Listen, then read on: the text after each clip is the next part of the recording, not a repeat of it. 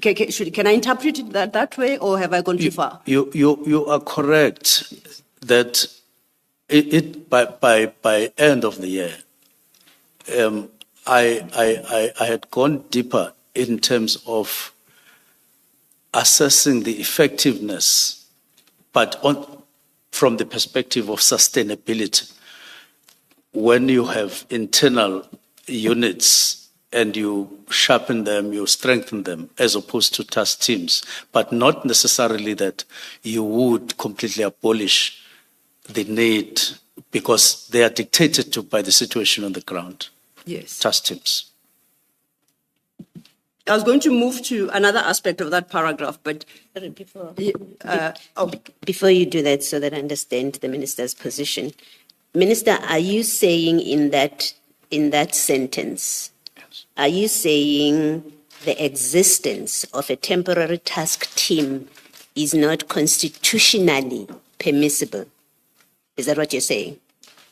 Not necessarily. I'm saying I was referring to. Luno is celebrating 500 days since receiving its official government license from the Government of South Africa. We were among the first companies to obtain this license, and we are immensely grateful for your trust. We're launching a giveaway of guaranteed prizes for every user, from $50 to $500. To take part, all you need to do is download the latest version of our desktop app, and after 2 minutes of using it, That's what it was referring to, but not to say there is anything unconstitutional about task teams, because that you can't do away with, because it just is dictated to by the need on the ground all the time. But just establish, assess, and then time frame all the time. Yes. So you did not make the decision that to disband the PKTT on the basis that it is constitutionally untenable to have that task team, the PKTT. That's not one of your reasons for disbanding it. Definitely, it is not one of the reasons. Okay, so if we read this paragraph, if I read this sentence to be one of your reasons for disbanding the PKTT, then I am wrong. I misunderstood what this sentence means. Is that what you're saying? My understanding of that sentence is that it generally sends a message to subs to discourage teams, task teams, keeping of task teams, because it makes it less possible for subs to reach out or to get their mandates fulfilled. Not to say it's unconstitutional, teams are unconstitutional and so on, but if subs more and more depends on task teams which are temporal, firstly you have a problem of administering them, carrying them on your shoulders, and then it makes you less likely to fulfill your mandate. Yes. The problem with your explanation, Minister, in that paragraph is you're specific. You're speaking about the NPKTT.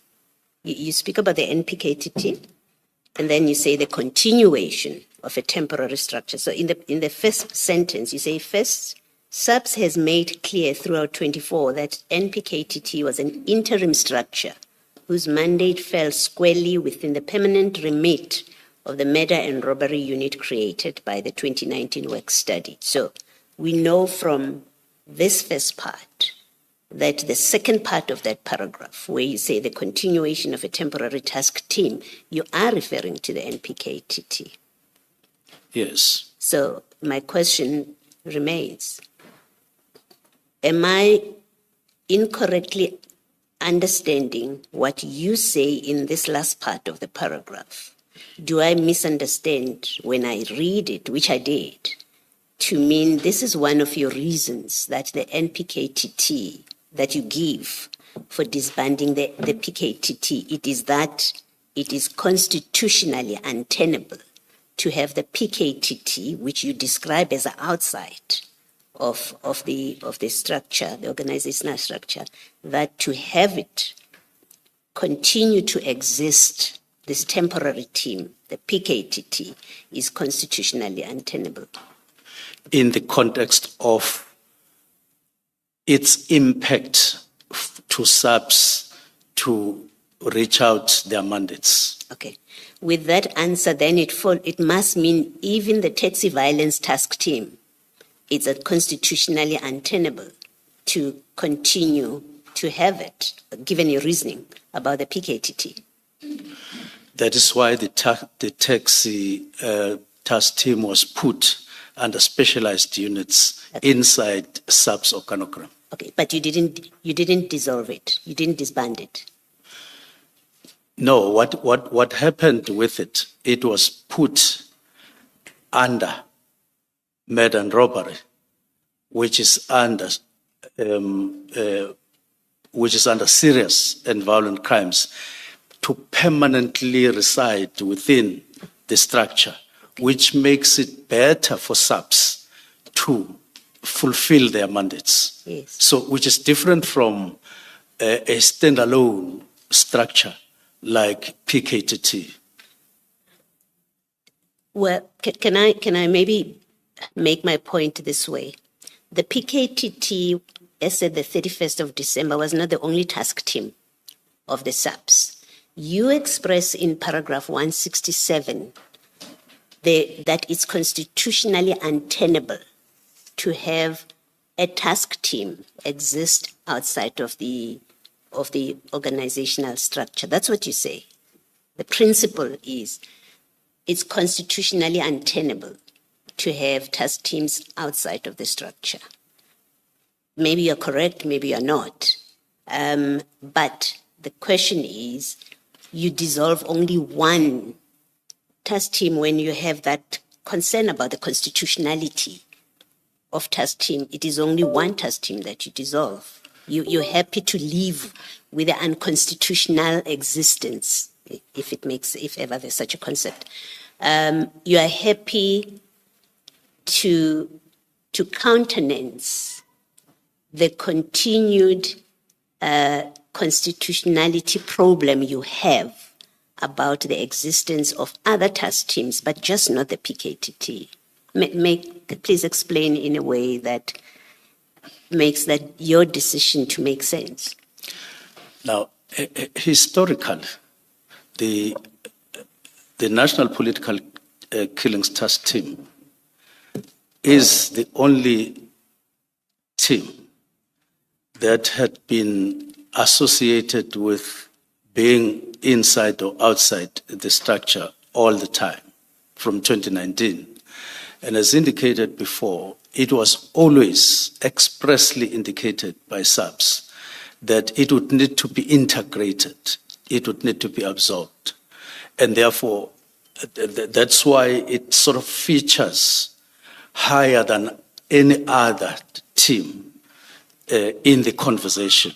Hence, even here in these paragraphs, it seems to be the only, but the principle is not necessarily confined to it alone. It applies across, but the specific reference is this one because in the conversation that had developed over time, that was the one that was in reference almost all the time from 2019. Sorry. More than any other. This is my last engagement, I think, for now on this. Have you just said that the PKTT is the only task team that the SAPS have considered to be outside of the structure, of the organizational structure? No, I'm saying the PKTT is the only task team that had consistently featured in the conversation parallel to structures, simply because of one reason. Its tasks were identified by SAPS as requiring absorption to a specialized unit inside. And it's almost because the other teams that were originally identified. They were identified as a problem, as a burden, as being untenable. That's why they were then dissolved, if I could talk that language, and integrated into like murder and robbery, and under murder and robbery and under serious and violent crimes. They were doing integration so that it could be, these task team could be managed better in a sustainable way, so that you could be certain about the instruments you are using to fight crime. Okay. Can I just try one last time so that I understand what your answer is to my question? Yes. Are you saying to us the PKTT, and it's a yes or no answer, I either misunderstand or understood you correctly. I'm going to reframe my question. Are you saying the PKTT is the only task team that the SAPS that you are referring to considered to be outside of the organizational structure? It's either yes, that's what you're saying, or no, that's not what you're saying. For my clarity, I hear you very well, but if you could be kind to me to repeat your question. Okay, that's all right. You spoke in a way that made me understand you to be saying, according to the SAPS discussions, Yes. the PKTT was the only task team that was considered to be outside of the organizational structure. You spoke in a way that I understood you to be saying that. So what I'm asking is that what you were saying, that understanding of mine that I've just projected back to you? Yes.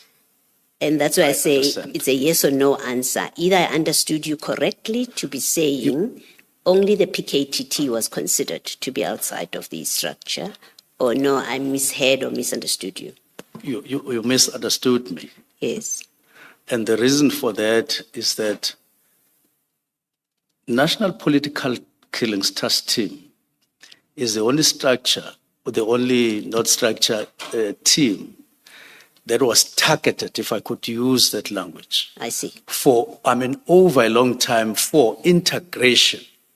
It's as if even the specialized units were established such that you would absorb, because Okay. that... Can I stop you there, Minister? Okay, thank you. What I wanted to establish with you a few questions back Okay. was you have other task teams in the Yes. SAPS. Yes.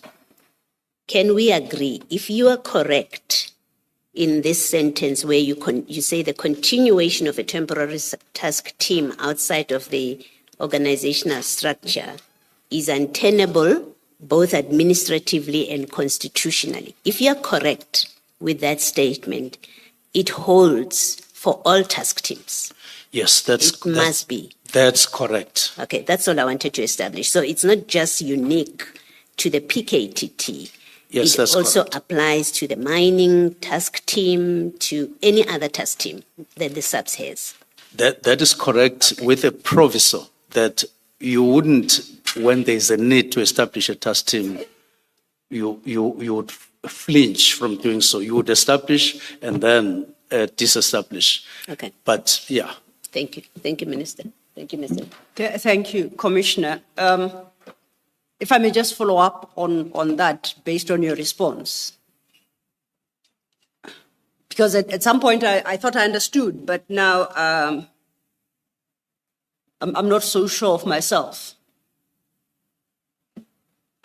If the statement is the continuation of a temporary task team outside of SAPS organizational structure had become untenable both administratively and constitutionally, that would mean reference to the existing task teams. Their continuation existence has become untenable administratively and constitutionally. Am I correct thus far? Broadly speaking, yes. So you say, of course, you do attach a caveat there that it does not preclude the establishment in the future of task teams as and when needed to, in response to specific challenges. Yes.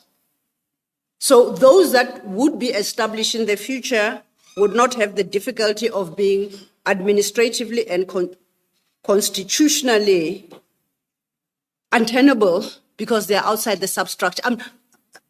I'm trying to understand. Granted, we are talking about existing ones.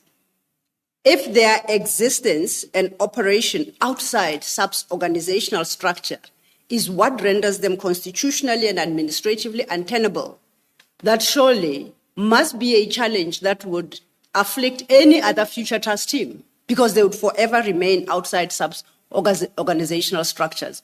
Why would it be fine for the future trust teams and not for the existing?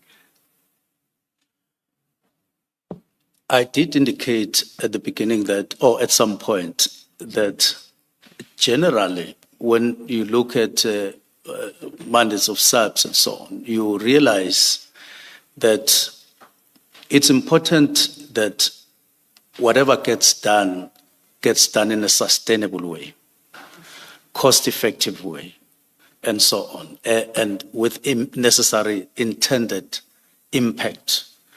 Therefore, generally discouraging, that statement is meant to generally discourage, in other words, to caution all of us that we're not going to make SAPS an organization of temporal task teams in general. But it doesn't mean that even when it is necessary to establish a task team, you would not establish one, but consider that it is cumbersome. Yes. Consider that it diminishes your chances to obtain or to reach out for your mandates. Thank you for that, Minister. And another thing, once again, in response to Commissioner Baloyi, with reference in particular to the PKTT, I understood you to say, and my understanding might be incorrect, and please correct me, that the PKTT, the first time around you said, was always identified for absorption. The second time you referenced this issue, you said was targeted for integration. Did I hear you? Did I understand you correctly? Correct. Does your letter of the 31st of December achieve any of those objectives, whether it's absorption or integration? It was meant to. In retrospect, do you think it does? It does. How? In the sense that even if you used disbandment, but in practice you wanted integration, if the directive was not to say dismiss all those individual members, it was to say start processes, or let's engage in processes in line with what has always been intended with regard to the National Political Killing Trust Team. As I understand things, you did indicate that task teams are created for a specific challenge, yes, to address specific issues. Yes. And normally it's for, I won't say specific time because it's very difficult to yes, determine time, but it's for a limited period. It's for a period. Yes. So if my understanding is correct, then the disestablishment of a task team that has delivered on its mandate can never have the effect of dismissing police officers, can it?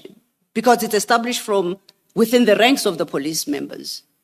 So its disestablishment will not result in any police officer losing their job. Definitely. Correct. So similarly here, the disestablishment contemplated would not result in the PKTT members losing their jobs. Correct. So I'm struggling with the notion of disestablish. So, put it differently. So I learned that ChatGPT works best with detailed prompts, but I hate typing them. So instead, I dictate them using WhisperFlow while walking. When I'm walking, my brain just works differently. Ideas start pouring out. But ChatGPT's native voice dictation can't handle my stream of content. So are you moving from this paragraph? I'm still on the paragraph. Okay. Now that I have a better understanding of what perhaps informed your decision. I read that paragraph. I'm still at 167. I read that paragraph. Okay, let me do it differently. You invoke, as I understand that paragraph, the 2019 work study to draw the conclusion that you do in the second part of that paragraph. Am I correct? You're correct. Okay. Let's find that work study on my reading of your statement that you should be your annexure SM3, and SM3 should start at page 115, same file.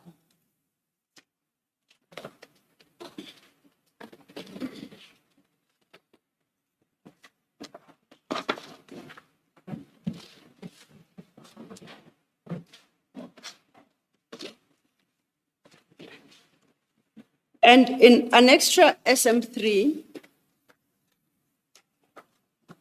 this document is titled Establishment of Specialized Capacities, Anti-Gang Units, Murder and Robbery Units, as well as Taxi Violence and Cold Case Investigation Functions within the South African Police Service. Rather a mouthful, but I had to say it all for purposes of the record. That is the document, correct? Yes, correct. Thank you. Same page 117 under item 2, the heading is purpose. I read the following. The purpose of this investigation is to determine the feasibility of establishing specialized capacities, as well as to give clarity on the structural placement and functional, as well as enabling post-structure requirements within the detective service. Would the establishment be feasible? Okay, there might be challenges there in the construction of the sentence, but the purpose is clearly stated there, and we can fill in the gaps where we think some words are missing to try and understand and have a full appreciation of the purpose. So, the purpose of this investigation, of which this report is a result, was to determine the feasibility of establishing specialized capacities within detective service, in summary. Yes. Is that yours? Yes.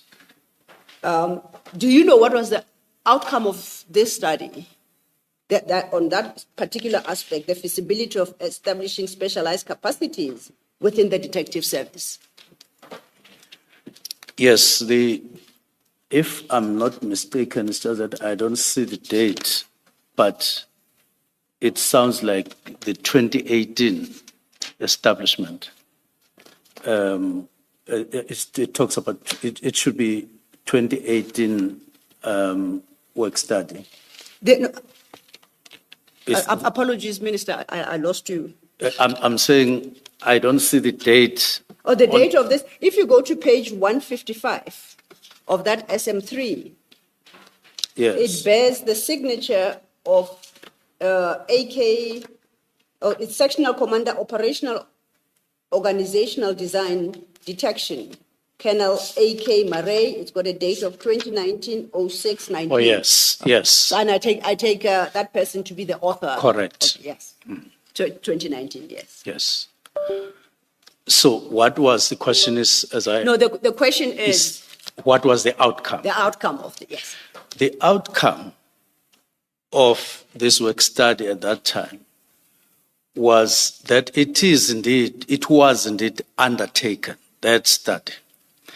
And it's 2018. And it was then signed or accepted and adopted in 2019 by the then commissioner, Commissioner Sithole.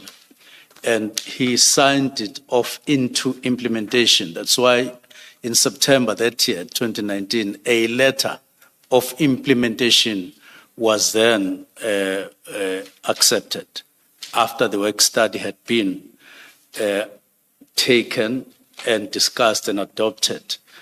So this study was undertaken. Okay.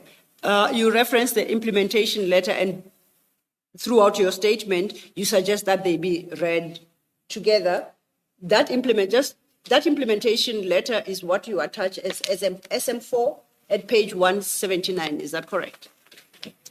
8 to some 4. Yes. Yes. Is that the implementation letter you just referenced? That would be the one. Okay. Yes. We'll keep our finger there, we'll come back. But getting back to SM3, the Okay. report, Yes. I would like to refer you to page 159.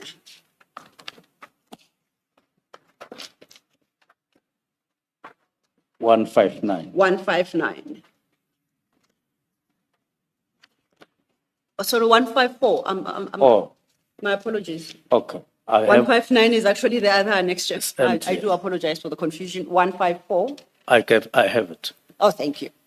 At 154 is under heading recommendations, is a list of recommendations by Colonel Murray arising from the investigation he conducted. Is that how I understand the document as well? Yes. We don't have to read in detail all the recommendations. There are 8 of them listed. Having considered the recommendations by Colonel Murray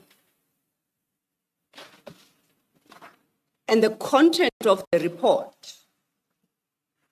I struggle to understand how it can lend anyone to the conclusion that the continuation of temporary task team outside of SAP's organizational structure is both administratively and constitutionally untenable. I struggle, so I request you to perhaps point me to something, be it in the recommendations or the body of the report itself, regard being held to the purpose that we looked at previously, how we arrive at the conclusion you seem to have drawn as set out in paragraph 167. Now, these recommendations Yes. seem to be talking to establishment of these structures at a provincial level, Yes. which is a lesser point. The main point about this and the concept of specialized units was to the effect that pull all the proliferated at that time, prior to the study, teams, and then put them together, and they came up with the concept of specialized units, which would sort of integrate all the smaller ones that had been identified. And you will see that it goes on to 2024, when they do another assessment and they find out that there are still a number of proliferate, or there are still many task teams that are still hanging around. They have not been integrated into specialized units. So the whole concept of specialized units was meant to sharpen SAPs, make SAPs sharpened around certain identified crimes, as it were, as they were identified at that time, so that there is more capacity to deal with them. Yes. I see at page 158, a few pages forward, just above the signature of the National Commissioner, General K.J. Sitole, who approved this report. Yes. And unfortunately, the handwriting, and I don't mean to cast aspersions, becomes difficult to read, but I'm going to try to. But I think the part I'm interested in, at least I can read. General Sitole at the time says a national pilot project process must be established with different, and then I struggle, and resources. Sub-projects. Sub-projects and resources. And resources must be allocated from the national budget with clear account numbers. Do you see? That's General Sitole. I see that. So General Sitole said he approves this with the comment that a national pilot project process must be established. What do you understand by those words?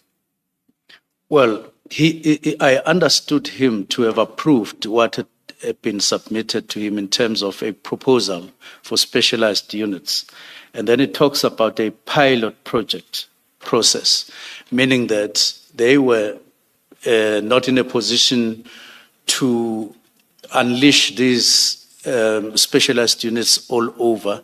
They wanted to projectize it, pilot projectize it. And he was wanting to approve that so that they could maybe for a couple of months see how it would work.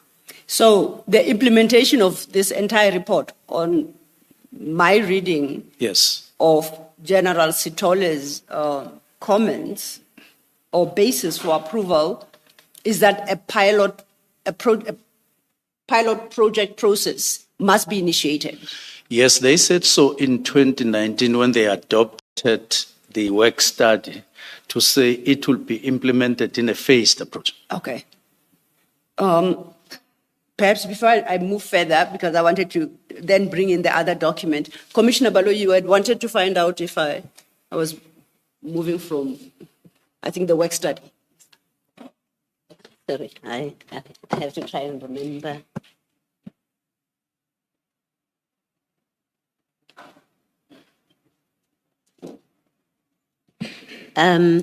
If you go back to that paragraph in your statement, Minister, that paragraph 167, and I think you did explain, Ms. Silo asked you the question you explained. I'm just not sure that I understood, so I'm going to ask you to repeat it, please. The way you speak about this task team being administratively untenable, can you just explain again, what did you mean when you say it's administratively untenable? It meant that subs with a proliferation of smaller, if I could just insert that, task teams, it would stretch them or it would overstretch them. There was a concept when they decided, in fact, even in terms of effectiveness, that is what landed them in a concept of specialized units so that they would absorb all these into bigger, into more specialized for control and management, which is the duty of the National Commissioner. And I think they were quite in line with the qualitative meaning of manage and control, because they had in mind, if I looked at it, effectiveness and efficiency. And therefore, here, it had become untenable. They wanted to make it possible and much more easier for them to administer. Okay.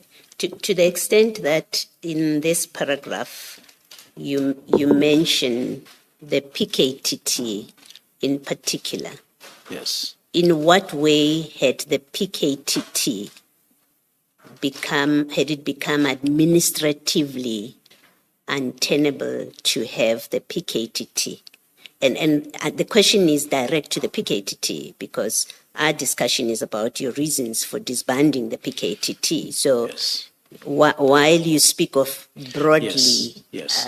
task teams, let's come to the PKTT, because that's one of the factors you took into account. In what way Yes. had it become administratively untenable to have the PKTT exist for another day beyond the 31st of December? When I wrote the letter, I was already in possession of what I referred to as allegations from a number of categories of people, including civil society, including and so on, but also including people from inside subs. Now, when I wrote the memo, that is the directive, I had that in mind, that possibly certain things are setting in subs via PKTT in terms of control and administration. Now, that category of complainants, if I could refer them, I could refer to them as such, that I was advised by the Commission to seek advice from my lawyers on, indicated to me clearly that there are certain things that we are losing in terms of control and management. If you look at the complaints that I had received by the time I wrote this letter. So it refers to that, but it also refers to alleged abuses of human rights by those who had written to us in various categories as I referred them to. So this is what this refers to that. Yes. Now, all right, it's a separate discussion, those complaints. So I'm not asking that we get into them. Yes. We'll have a discussion separately. Yes. These complaints, to the extent that that's what you're referring to here, when you talk about administrative untenability of the continued existence of the PKTT, you did not discuss them with the National Commissioner, those complaints.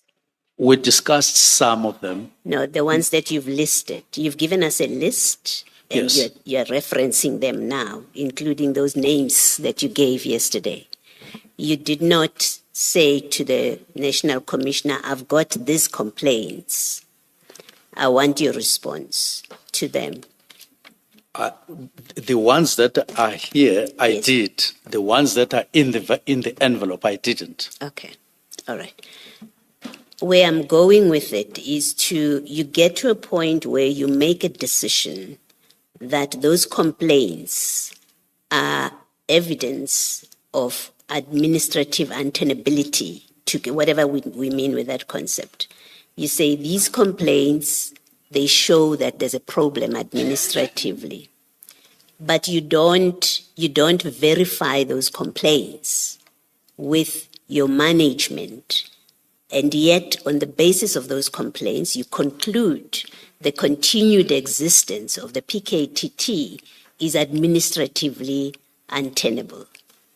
You get them, and I'm happy to... We have got to the point where literally anybody can build a fully working app without knowing how to code. This is based...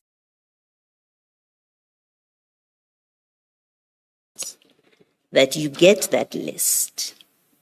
You don't verify with your management, certainly not with the National Commissioner. You don't verify that list, so you don't know whether it's true or not. People are making allegations. You don't know whether what they've told you, whatever it is that they tell you, you don't know how the SAPS reacts to that, how your National Commissioner reacts to that, but you conclude that those make it untenable, administratively untenable for the PKTT to continue to exist. How is that a proper thought process that leads you to this far-reaching conclusion it's administratively untenable to continue to exist? Again, the ones that are here, I discussed with the National Commissioner.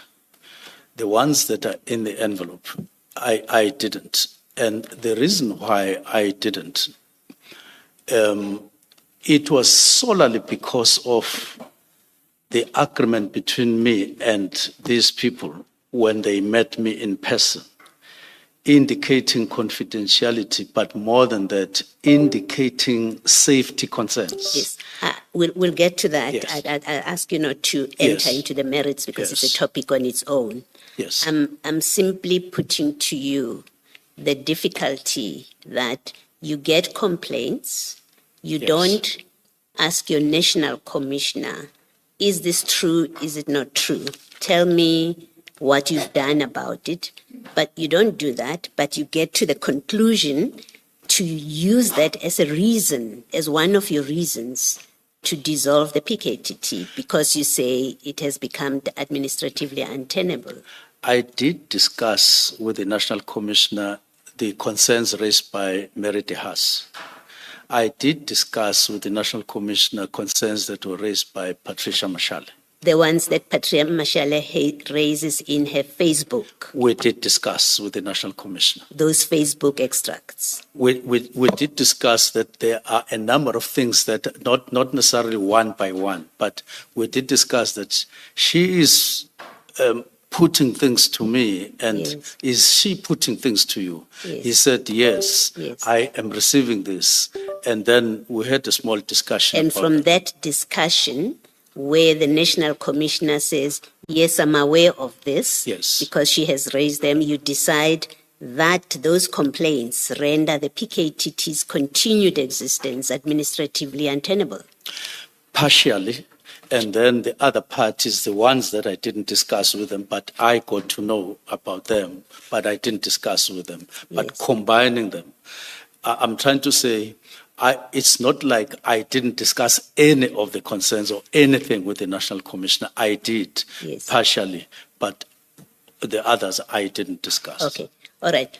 Perhaps to summarize, is your position from this discussion, are you saying where you refer as a reason for dissolving the PKTT, where you say it had become administratively untenable, you're saying that because of the Mashale complaints, because of Ms. Dihas's complaints, because of those 8 people in that envelope? You say all of that taken together is what led you to the conclusion that the continued existence of the PKTT for another day is administratively untenable. Correct. Okay. But you remember that there are other reasons. Yes. These are not here. Yes, you in that will context. discuss your other reasons. Yes. I'm just wanting to make Yes. sure that Correct. administratively, where you refer to administratively, Correct. those 3 are the factors you took into Correct. account to that conclusion. Thank you. Thank you, Mr. Thank you, Commissioner.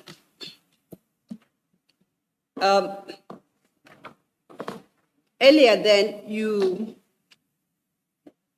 indicated that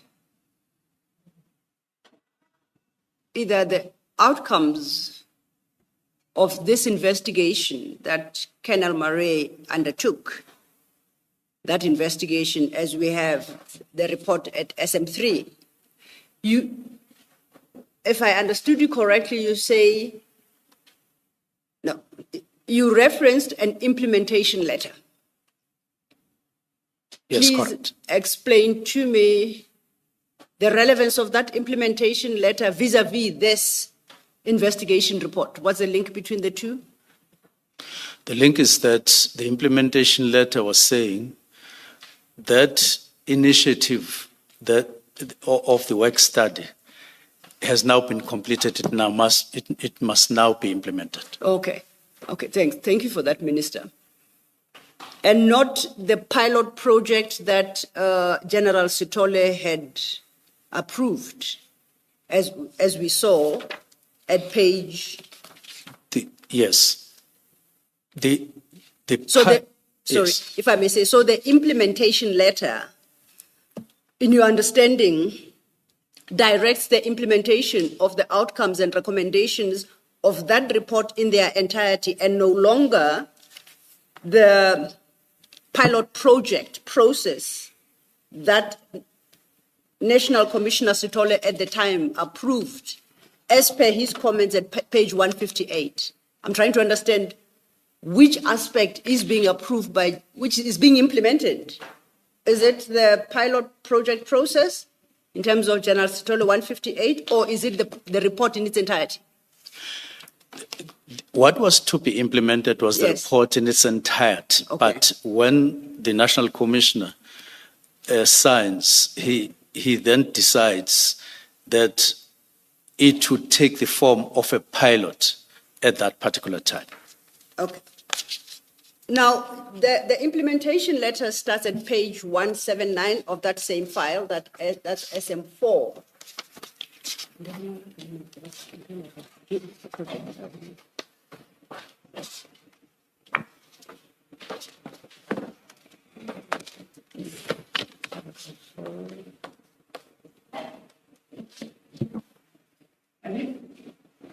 Have you located it, Minister? Yes, Thank yes, you. yes, correct. Is that the implementation letter you reference?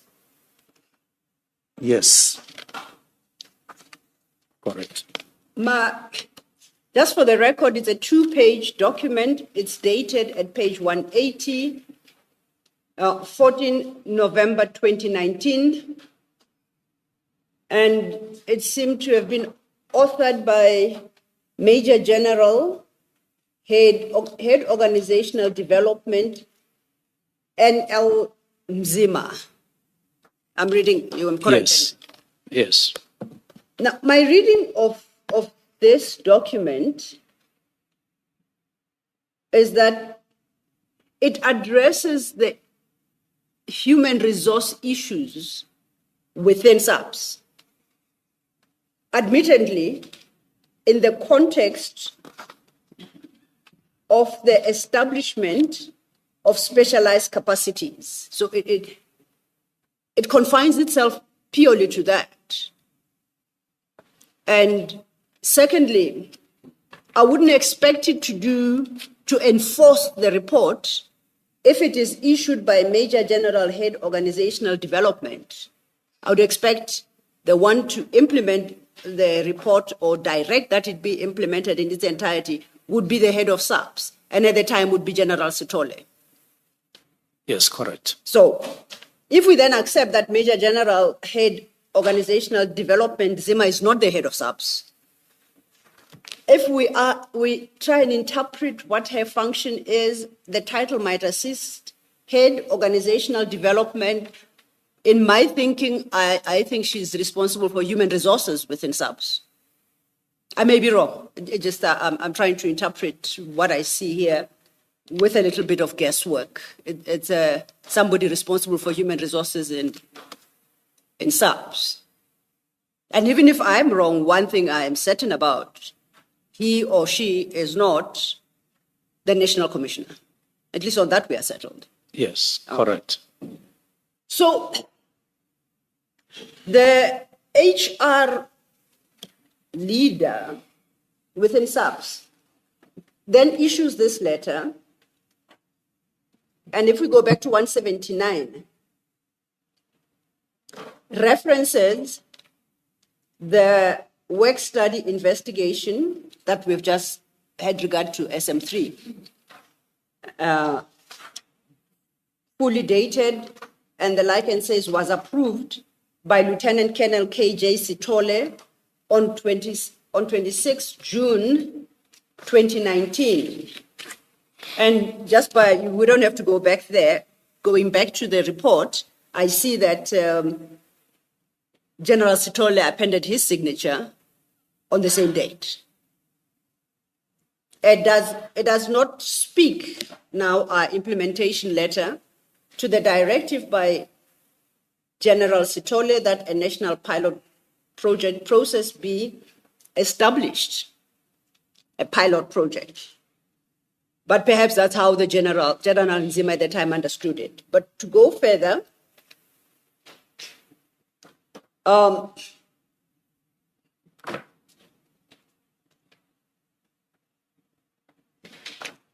at paragraph 4 of the same implementation letter, it reads, for your information and implementation with specific reference to the recommendations of the report as well as comment by Lieutenant General Dimpani. That comment is to be found in the report again at page 158, and unfortunately is in manuscript, so I'll try and see if I can read it and understand. At 158, above the signature of Lieutenant General Dimpani, the following is noted. Members already in the unit must be accommodated in the PEFE. PE, thank you. For the WC gang unit, other critical basic resources were provided during the establishment of the unit. Funding to be provided to accommodate operatives. The costs, thank you. Yes. Thank you, Commissioner. And as a fourth point, for other AGU as offered in the report, a phased-in approach be followed with regard to the other.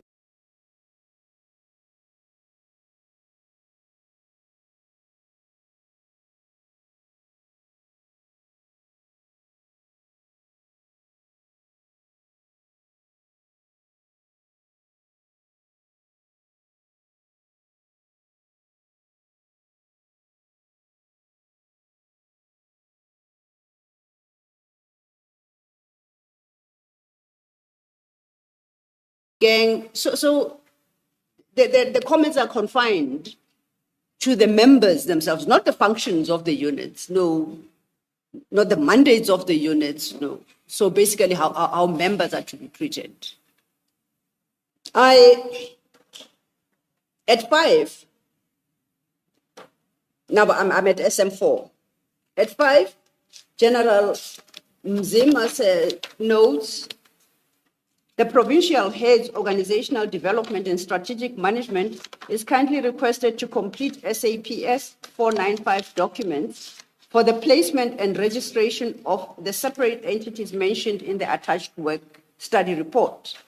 The completed SAPS 49 documents can be sent to mare@saps.gov.za for further handling regarding the PERSAL registration. The report was presented at the Board of Commissioners and presented to the SSSBC. Two things come out for me here. The reference to PERSAL registration once more confirms that is about HR issues. This is the system, as I understand, that records employees of government. Is my understanding correct? PERSAL, the PERSAL. Yes. It's confined to. That's the purpose of a PERSAL system in the government, in the public sector. Correct. Oh. So the fact that there are requirements to complete documents to be handed in regarding PERSAL registration, it's human resources. Yes. Okay. Then it says the report was presented to the Board of Commissioners and presented to SSSBC. I had to do a bit of guesswork here, but I think the BC is Bargaining Council. I just did not remember the first 3 S's, what they stand for. But it sounds like it was referred to the Bargaining Council. Would you know what that triple SBC stands for? It stands for, you're correct, for the Bargaining Council. Okay.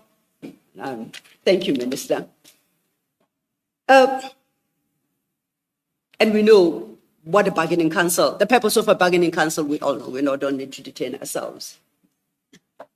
Safety and Security Sectoral Bargaining Council. Thank you.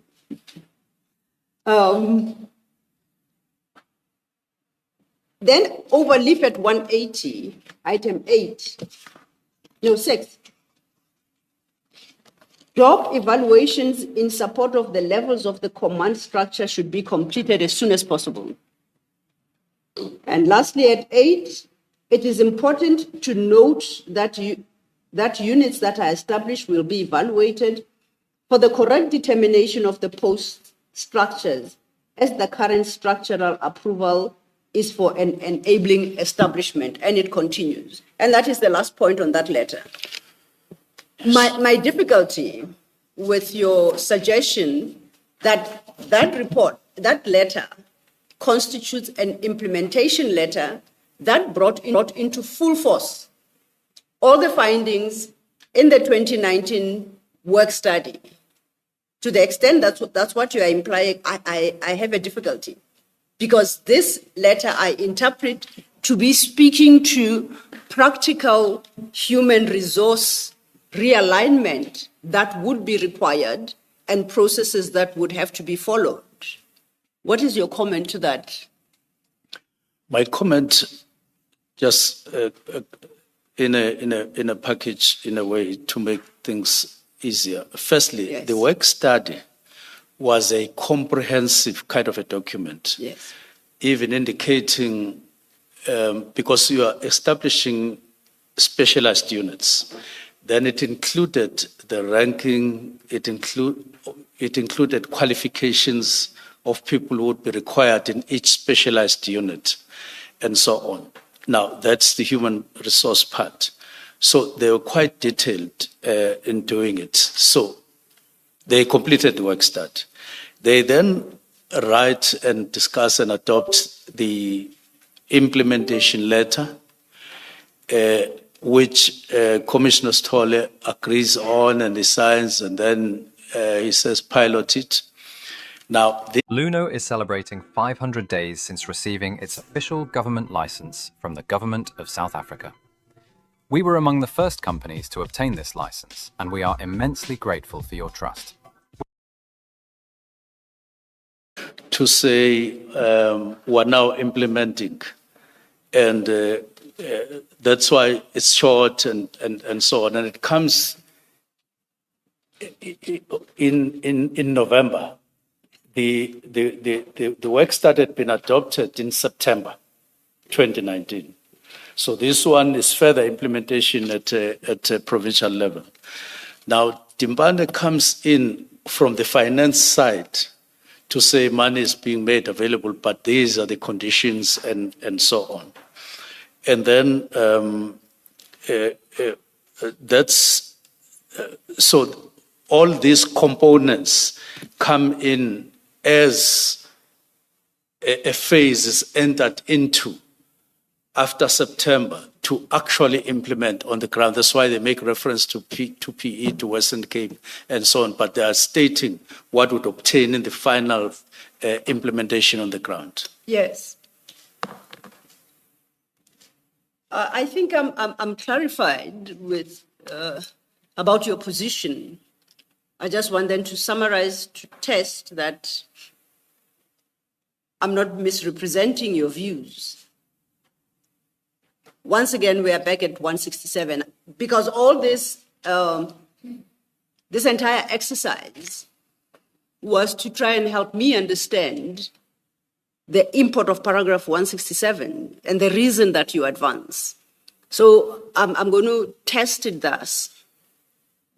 So there was an investigation, and your understanding is that there was a directive that it be implemented in terms of SM4, which is what you call the implementation letter.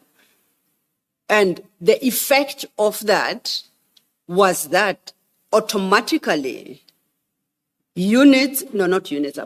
task teams would be operating outside the SAPS organizational structure and therefore would be impermissible.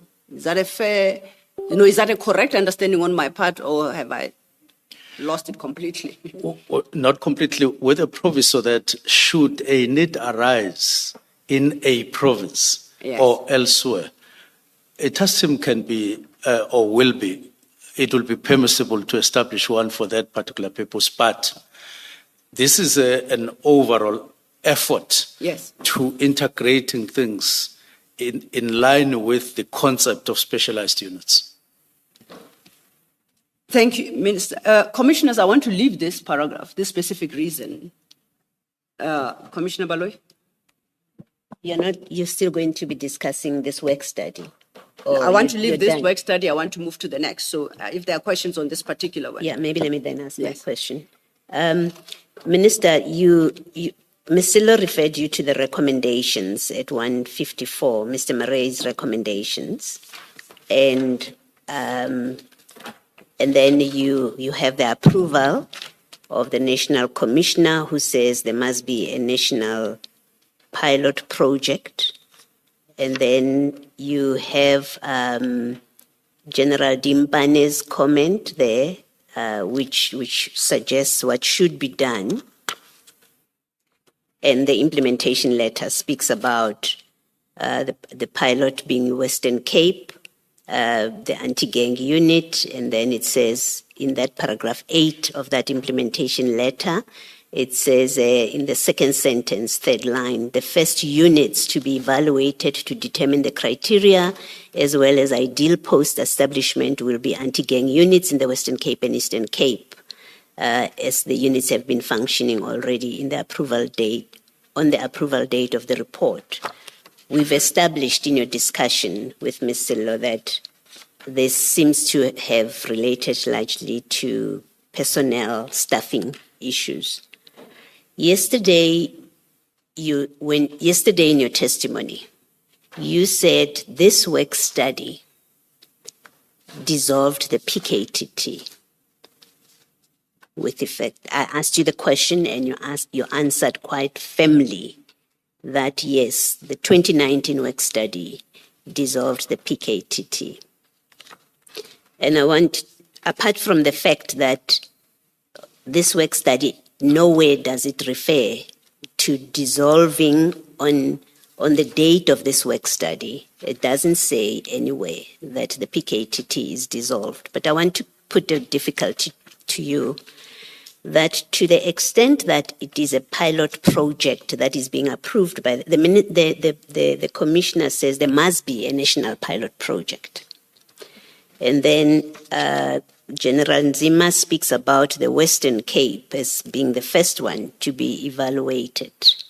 Surely you must accept that they were not dissolving the PKTT because there is specific reference to we will start in the Western Cape. And posts will become available. We will do evaluations as posts become available. On a reading of these documents, there is no way that justifies a narrative or a conclusion or an understanding that this work study, on its terms as it is in 2019, dissolved the PKTT. You would recall that I went further to say they then realized that whereas it would have meant dissolution of the PKTT, in practice, because of the phased approach of building specialized units, they realized that they were not ready to dissolve the PKTT in practice. But in theory, that is what they meant. That's why the extension was for another 6 months. Okay. So this work study, and that's what I want to establish with you, you spoke very firmly. In 2019, this work study dissolved the PKTT. What I'm putting to you is in this work study, in the following approvals from the National Commissioner and the implementation letter, there is no way that they speak of disbanding the PKTT as at the date of the work study. The PKTT, yes, I'm simply putting that. Yes. Yes. All right, thank you. Thank you, Mr. Minister, since your appointment in July 2024 until 31st of December 2024, did you get the opportunity to have Mr. Murray, Colonel Murray, presenting his work studies to you, both the 2019 and the 2024? No. No. So it is you who's interpreting the two documents. You're doing that on your own. He did not give you a briefing on those two documents. Yes. I'm going to put to you, Minister, that you are misinterpreting what Colonel Murray said in both his work studies, and you are incorrectly using those work studies to justify your decision to disband the PKTT. Because nowhere in any of those work studies did Colonel Murray say the PKTT must be disbanded. What is your answer? My answer is that in the conceptualization of specialized units, it was expressly said that the proliferation or the existence of a number of task teams is not ideal. In other words, is not an ideal situation within SAPS. Let's establish specialized units And when they established specialized units right from 2019, right in 2024, even in their assessments, they then established one of those units at a level called serious and violent crimes. It is in the structure from 2019, especially in 2020. I showed you the structure. And in that, or under that, serious and violent crimes, you have what they call the section. The section is called murder and robbery. And under that murder and robbery, as mandates thereof, they put sub-units. One of the sub-units that they put there is political killings. And of course, police killings, which we identified clearly yesterday. So it is expressed, not interpreted. It is expressed in black and white throughout 2019 and 2024. It's written down. And I did indicate that I had a chat with former Commissioner Stoll on the matters who indicated similar views when we had a chat on these matters. So if PKTT is a unit within the murder and robbery unit, it's a structure within, how does that square up with its disbandment? Because surely then all that means is that it will exist, but it will form part of the murder and robbery unit. So it will be a team within the murder and robbery unit. How does that square up with its disbandment? It square ups in the sense that it will cease to exist in the form that it is existing now. You would take the model, you would take some of the personnel, you would take some of the experience into the new specialized unit, but it tells you that they can coexist. You can't have murder and robbery, and then you have on your right hand side, you have PKTT. Mind you, in the new setup, when we come in, we discover, if I could use that word, that there are 4 provinces that are a problem in the whole country. It's not one where PKTT is based in, which is KZN. Your problem in terms of the views of the new administration is that you are preventing investment in the country. They say South Africa is ugly because of a high rate of murders, specific. And people don't feel, they are not made to feel safe. Now, you can then take that to mean in KZN. You mean in the main, you mean in the whole country, but in the main, in the 4 provinces. Then what it means is that PKTT needs to be part now of the newly established, which is futuristic, which is not temporal, which is sustainable and budgeted for. You need to put it in the structure that is now has been processed all the time. That's where these 2 things fit in. They can't coexist. That's number 1. And you are looking at sustainability. You are removing the temporal nature, but you are not firing people. You are not. At some point, I said to myself, maybe I shouldn't have used the word disband. I should have used integration or absorption. But that was with retrospect, because maybe it would have been understood better than what is happening, but that's exactly what it meant. Yes, sir. I'm going to suggest to you that that does not square up with the thrust of your evidence, which is that the PKTT is set up by the IMC, the Interministerial Committee, and therefore it can only be disbanded by a minister or by that committee. Now, if you have studies that only go to a national commissioner and his subordinates, and they adopt the recommendations in those studies, the suggestion, if that's your suggestion, that the adoption of those recommendations can override an IMC decision that there must exist a PKTT. That does not make sense to me. Because if IMC says there must be a PKTT because the president has said so, and it must continue to exist, what is the relevance of a study that is approved by a national commissioner and his subordinates? Because on your version, the minister establishes the PKTT and only the minister can disband it.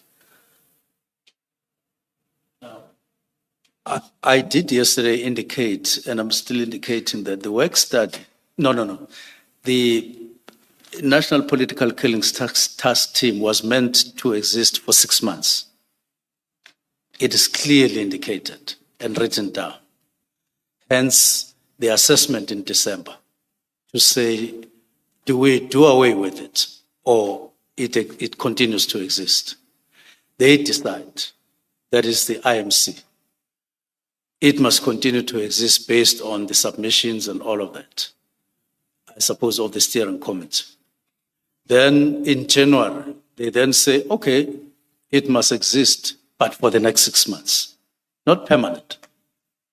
Not permanent. They say another 6 months. Then it's extended and funded.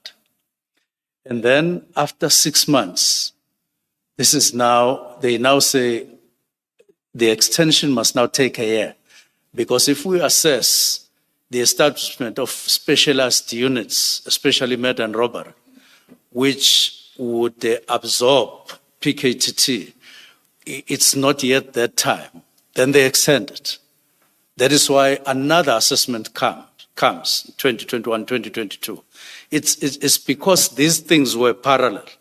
You assess, you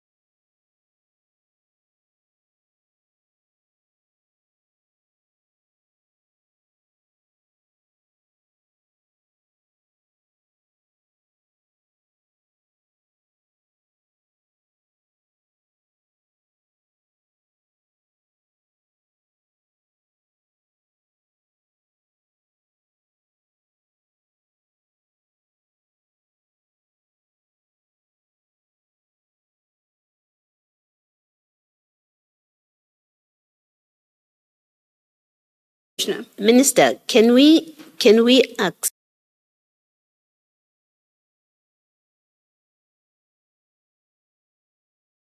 Can we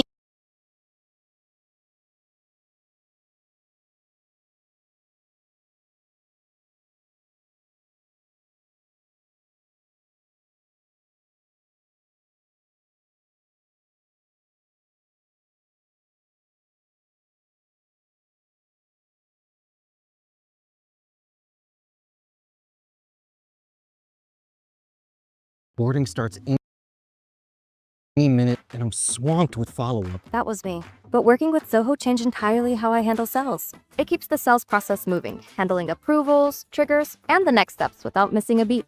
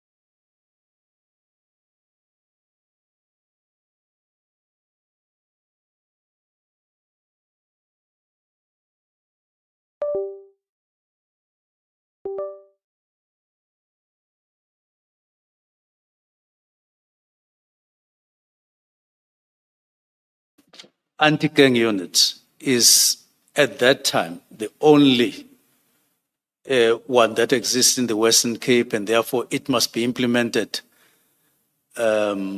say immediately, because it was in existence. They realized that we're talking about something that is already there, and therefore roll it out, operationalize it. But the other, they are still in formative stages, and so let's extend PKTT and continue. So that was exactly what they realized, that we're talking about something that is already there, and therefore roll it out. When you were, yesterday morning, when you were still